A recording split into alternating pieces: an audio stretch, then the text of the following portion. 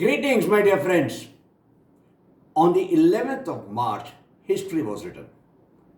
A train consisting of 9 bogies, the Jafar Express, with over 500 passengers, including about 200 Pakistan military men, paramilitary men, and 100 ISI agents, was hijacked around the tunnel number 8, otherwise called the Muscaf Tunnel, near Sibi, about 170 kilometers from Quetta. The Pakistan Army launched an operation to rescue the hostages. In 48 hours, claimed that they had rescued everybody, killed all the terrorists, and the operation was successfully completed. This claim was rejected by the BLA, who on the other hand claimed to have executed over 200 Pakistan military personnel because the government was not ready to negotiate for them. Thereafter, on the 15th and 16th of March, there have been further attacks. On 15th at Turbat on a Pakistan military convoy, and on 16th of March at Noshko. At Norki, the attack was so severe that BLA claimed over 90 soldiers were killed. What has changed in the last few months? Why is it that suddenly there has been a spate of attacks and the already sinking Pakistan is getting closer and closer to the brink? Is there a foreign hand? Who is funding these guys? And who is providing the intelligence? Welcome, my dear friends, to ChaxSimplifies, your channel to demystify and simplify complex geopolitical issues into easily understandable bites. I, Commander Chakrapani, am your host. And in this video, we shall delve into a brief history of Balochistan and why is it seceding from Pakistan, what led to this attack, some aspects of the attack on or the hijack of the train, delve deeper into whether Balochistan can really ever get independent and the impact of this on Pakistan, China, and Iran. Of course, we shall go into the aspects of the impact on India also.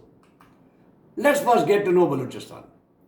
Balochistan has an area of about 3.5 lakh square kilometers, or 44% approximately of the land area of Pakistan. Its population is 14.9 million, or about 7% of Pakistan's population.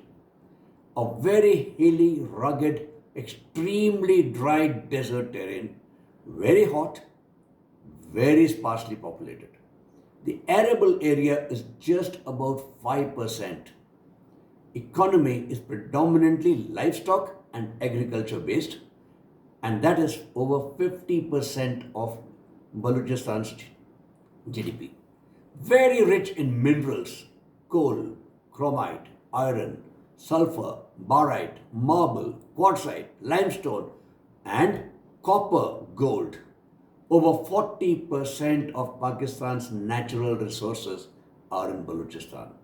Their main mines are in Sandak, which is copper and gold, and Rikodik, again copper and gold.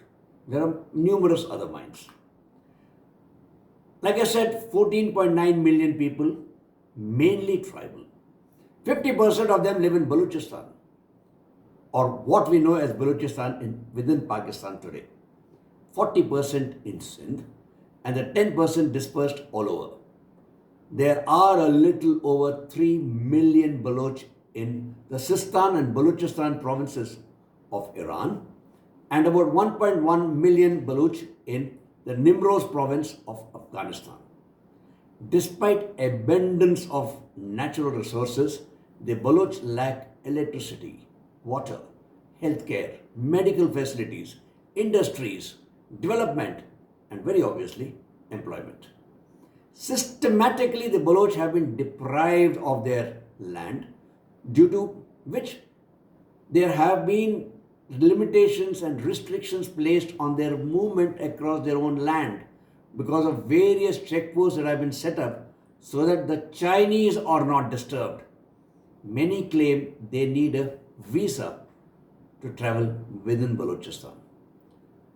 Fishing, which was their mainstay along the coast, is now more or less finished because of the presence of Chinese trawlers and the Chinese preventing the Baluch from fishing.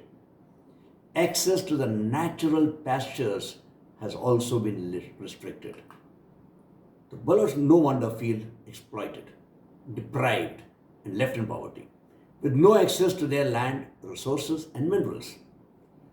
To top it all, there are extrajudicial killings, rapes, and forced disappearances of their men. There are over 10,000 documented forced disappearances in the last few years.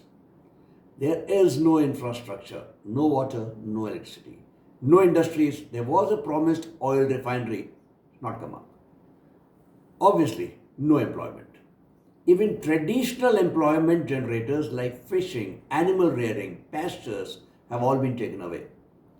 The Gwadar airport is developed, but there is no employment for locals. Gwadar airport incidentally has signs in Mandarin, not in the local languages. One flight a week, which flies from Oman to Gwadar, Gwadar to Karachi and back. Gwadar port likewise sees about one ship a week. Let's go delve a bit into history now. Let's go back to 1946. Balochistan had 4 provinces at that time. Kalat, which was the largest province, wanted to be independent. The Khan of Kalat actually appointed Jinnah as his legal advisor in 1946. A mistake, very obviously, and had signed a standstill agreement with Pakistan and the British. Makaran, Lasbela, and Karan all wanted to merge with Pakistan.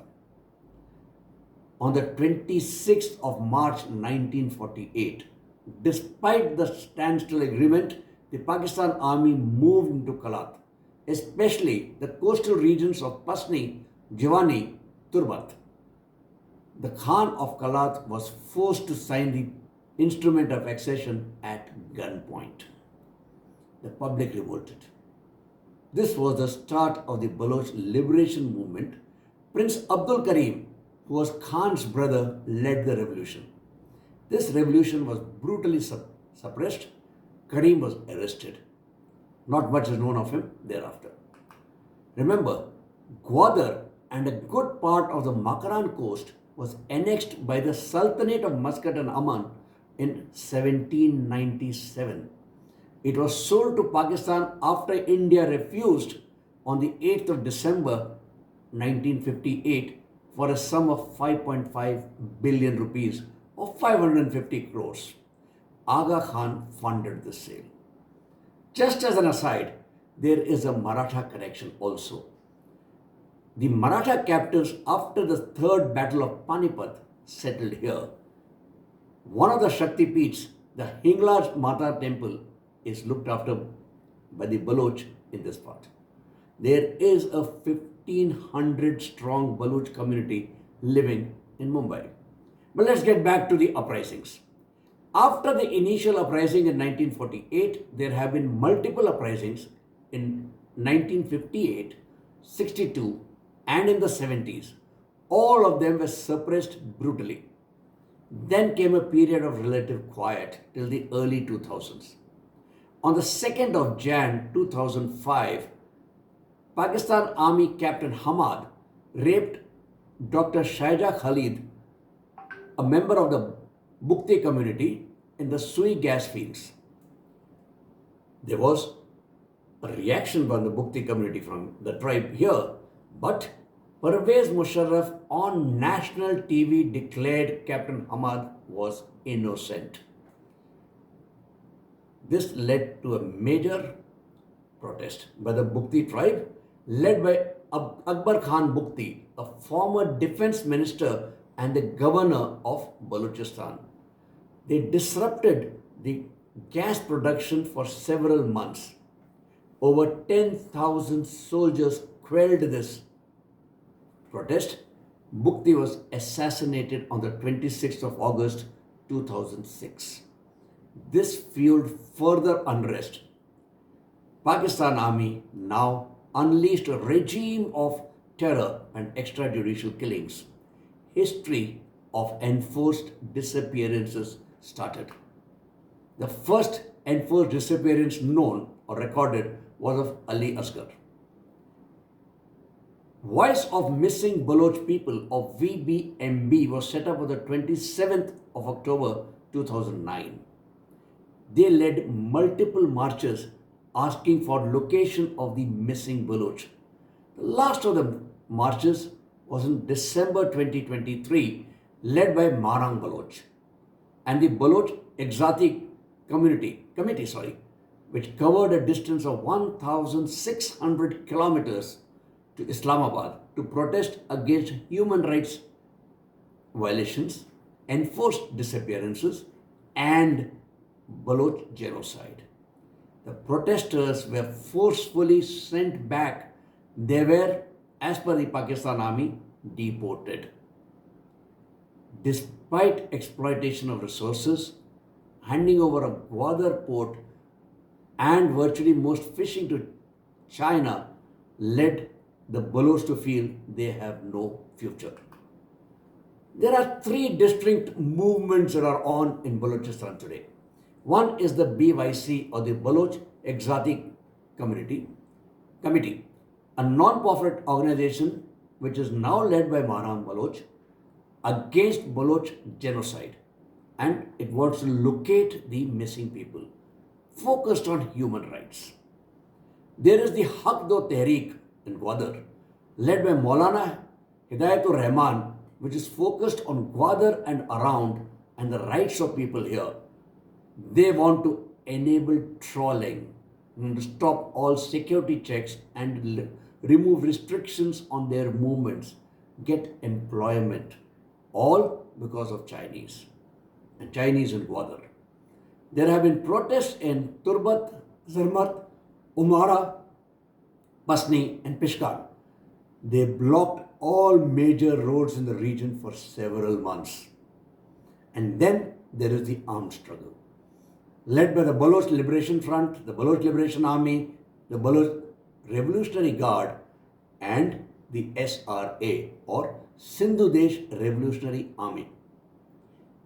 These three were acting generally differently and independent of each other. Very recently, the BLA, BLF, BRG, SRA, and multiple other smaller organizations got together under an umbrella organization called BRAS, Baloch Raji Ajoy Sangar, to be able to coordinate all of their attacks. Let's take a look at these attacks in the last, just the 2-year window. From 12th of May 2023, where 6 Pakistan Army personnel were killed in an attack on the Frontier Corps camp in Muslim Bagh. 12th July 23, 12 soldiers were killed in the Sui and Zoeb areas. 13th August 23, Chinese engineers were attacked, killing 4 Chinese and 9 soldiers. 3rd of November, 14 soldiers were killed in an ambush. 25th March 24, the Baloch militants tried to infiltrate into PNS Siddiqui Naval Air Base at Turbat. Security forces foiled the attack, killing all 4 terrorists. 6th of October 24, BLA attacked the airport motorway outside Jinnah International Airport in Karachi, killing 2 Chinese nationals.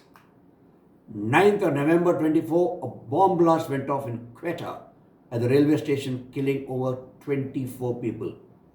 25th Jan 25, a military convoy was attacked in Turbat. On the 13th of March came in the hijacking of the Jafar Express. 15th of March, there was a Pulwama-style attack on the military convoy at Turbat.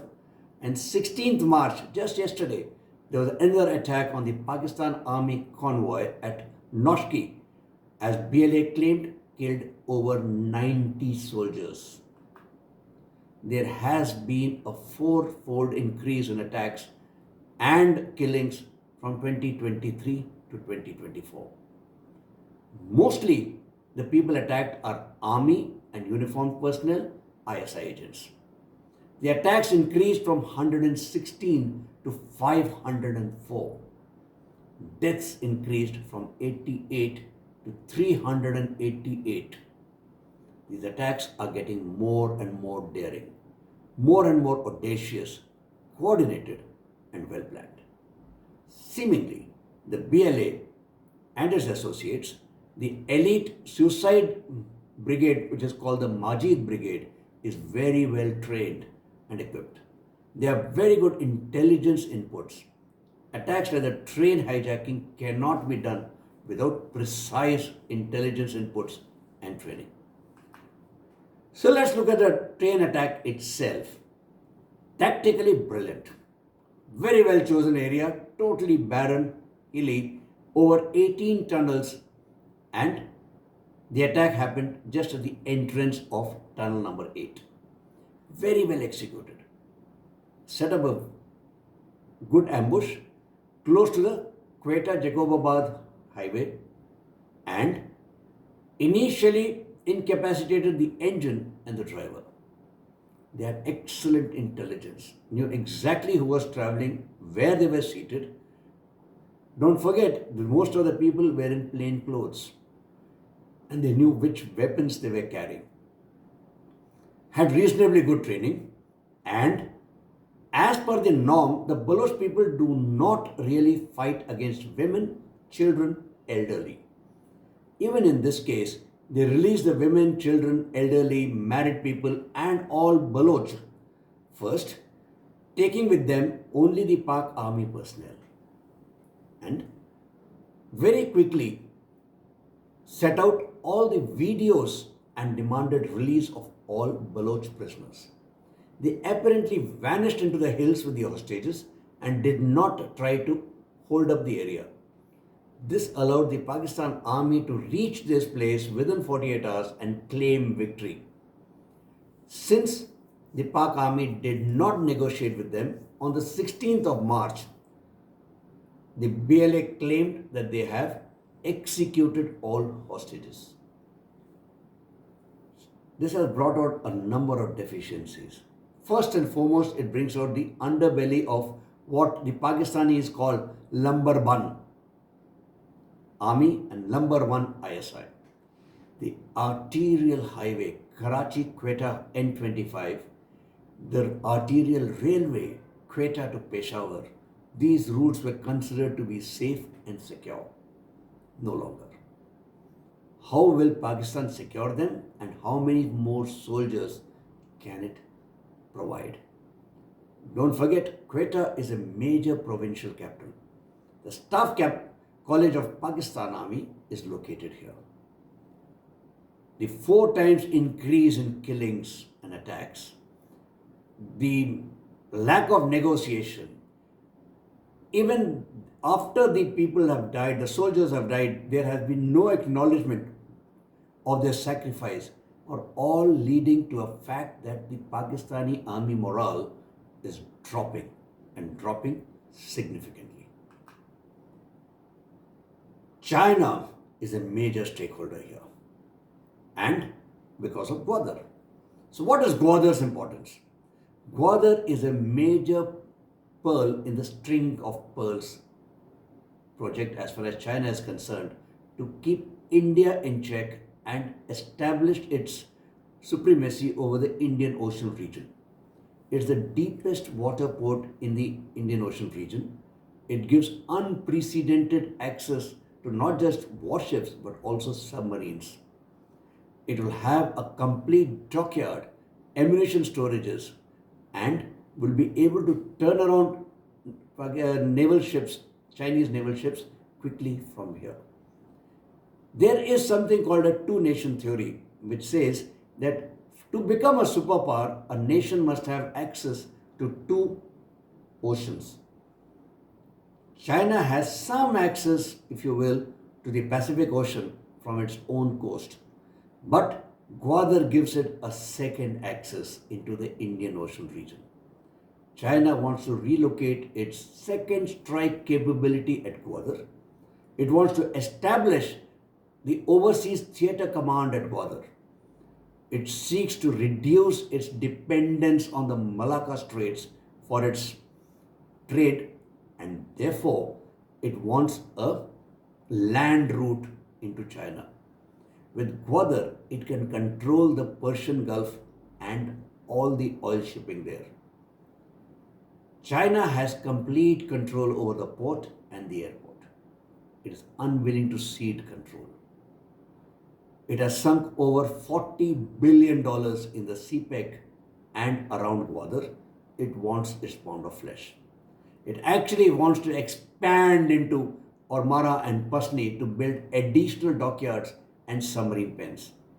It wants even greater access to the minerals. These attacks may well force China to rethink on its security policy, and will it then commit boots on ground. Pakistan, on the other hand, has to realize that the people of Pakistan, especially in Balochistan, are not with it. The army faces a major loss of face. Hostages have been killed.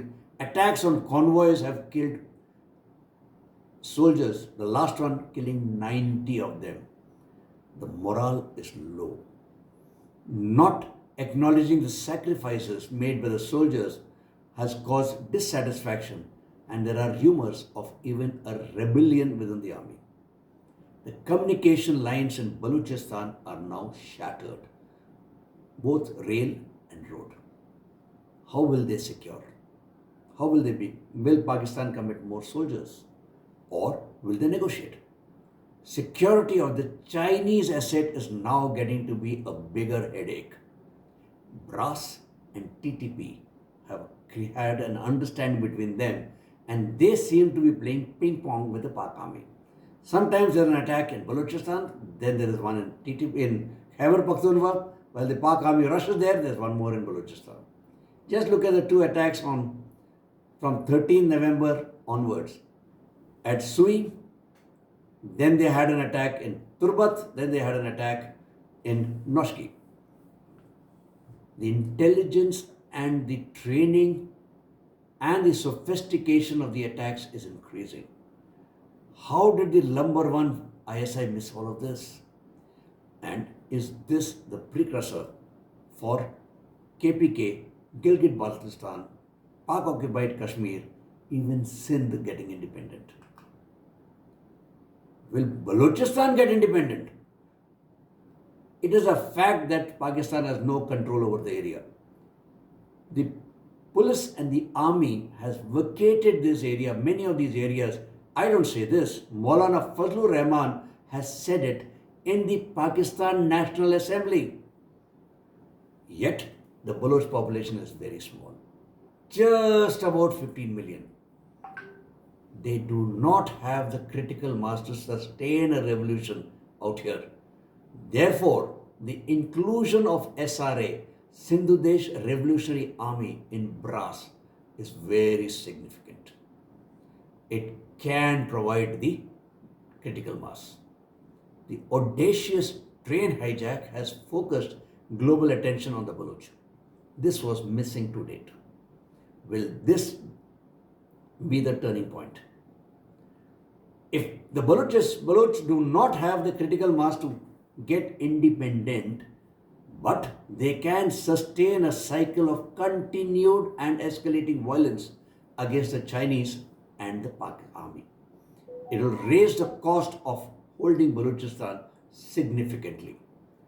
China has a lot at stake here, and its strategic need for Gwadar, will it be willing to let go? And don't forget, the engineer-in-chief, but not visible, is the US. The US has a strategic aim of countering China and keeping Iran in check. So who loses in this entire game? Pakistan is a major loser. From loss of face for the number one army to the loss of morale. the loss of resolve due to the ping pong played by the terror groups, and they really do not know what to hold and what to give away. They face losing of 44% of the area, 40% of their natural wealth. The Pakistan nuclear test site, Changi Hills, is here. The deep water port of Gwadar is on the danger of getting into Chinese hands. Will this make the moves to denuclearize Pakistan to get even more intense? Yes, there is a gain here. If the CPEC is not fully ready, then Pakistan doesn't have to pay China. China is also a major loser. If Balochistan gets independent and outside the Chinese ambit, then it is goodbye to its superpower state dreams and the two ocean theory. Gwadar is imperative for their power projection in the Indian Ocean region, imperative to control shipping in the Persian Gulf and resolve the Malacca Dilemma. It also faces the loss of the $40 billion sunk into this project. Iran, don't forget, has two provinces, Baluchistan and Sistan, which have Baluch people. Will they also ask for amalgamation with Balochistan? If that happens, Chabahar, Tata, bye-bye. Chabahar, in any case, with an independent Balochistan and a very good port at Gwadar, may well lose its importance for India and Russia. Isolation of Iran gets even worse, and US gains an entry into the soft underbelly of Iran. It can ferment trouble inside Iran using proxies. The major gainer is obviously the US. It wants to checkmate China, and Balochistan is the best place to play the great game of checkmating China. It can make China bleed. It will force China to remain within the Malacca Dilemma. In addition to that, it can keep an eye on Iran. It can use its resources to be able to denuclearize not just Iran but also Pakistan. And as a bonus, gets access to the minerals here. India stands to gain also, although will incur certain losses of the amount spent on Chabahar port, but it will have a better access to Russia and the Central Asian republics via Gwadar, bypassing Iran and Chabahar. It keeps Pakistan and the Pak army on the edge. The dream of merger of Gilgit-Baltistan and Pak-occupied Kashmir gets better. India will want the land, but not the jihadi mindset people. All it needs to do is to wait. Wait and watch. The fruits will ripen and fall into its laps. So let's take a look at impact on India. Don't forget, India has major issues in our immediate neighborhood. In Pakistan, there is a collusion between China, Pakistan, and Turkey. China and Pakistan are colluding in Bangladesh and China alone in Myanmar. In some ways, India is now looking at a three-front or maybe even a 3.5-front war. Any attempts to contain China, China will ferment trouble around India. You can already see evidence of that, not just around India, but also inside India.